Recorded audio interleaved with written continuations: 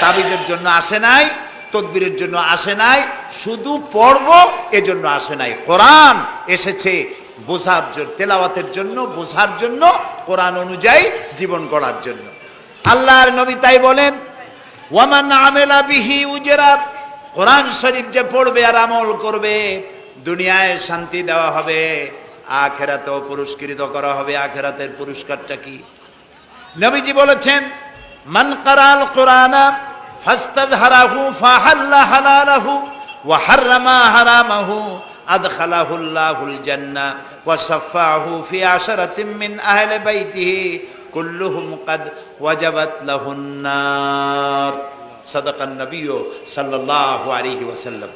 নবী করিম সাল্লাল্লাহু আলাইহি ওয়াসাল্লাম বলেছেন, যে ব্যক্তি কোরআন পড়লো, বুঝলো, আর কোরআনের হালালকে হালাল জেনে চললো, হারাম থেকে বিরত থাকলো, আর কোরআনের আইনকে প্রতিষ্ঠিত করার আন্দোলনে শরীক হলো, সুবহানাল্লাহ গণ, এরকম লোককে আল্লাহ তাআলা কিয়ামতের দিন জান্নাত দান করবেন। সুবহানাল্লাহ।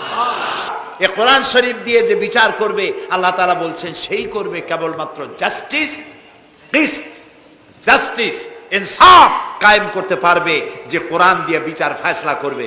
আমাদের দেশে এই যে কোর্ট কাছারি আদালত আছে, এই কোর্ট কাছারি আদালতগুলি কোরআন দিয়ে যদি বিচার করতেন, সেটা ইনসাফ হতো।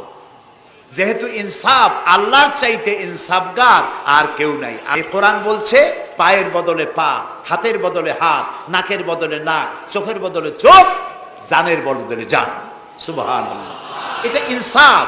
এই ইনসাফ হচ্ছে কোরআনের দেওয়া ইনসাফ। সুতরাং আল্লাহ তাআলা নবী বলছেন, ওমান হাকামা বিহি আদালা, যে ব্যক্তি এই কোরআন দিয়ে বিচার ফয়সালা করবে, যে ব্যক্তি, যে পরিবার, যে সমাজ, তারা ইনসাফ কায়েম করতে পারবে। যেহেতু আল্লাহর চাইতে ইনসাফগার পৃথিবীতে আর কেউ নাই, আকাশেও নাই, জমিনেও নাই।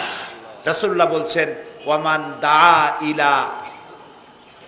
ইলাইহি হুদিয়া ইলা সিরাতিল মুস্তাকিম, যে ব্যক্তি কোরআনের দিকে মানুষকে দাওয়াত দেয়, সেই একটি সহজ সরল রাস্তার দিকে দাওয়াত দেয়, যে রাস্তার শুরু পৃথিবী থেকে, আর রাস্তার শেষ জান্নাতুল ফেরদাউসে গিয়া। সুবহানাল্লাহ। এটা হচ্ছে সেই কোরআন।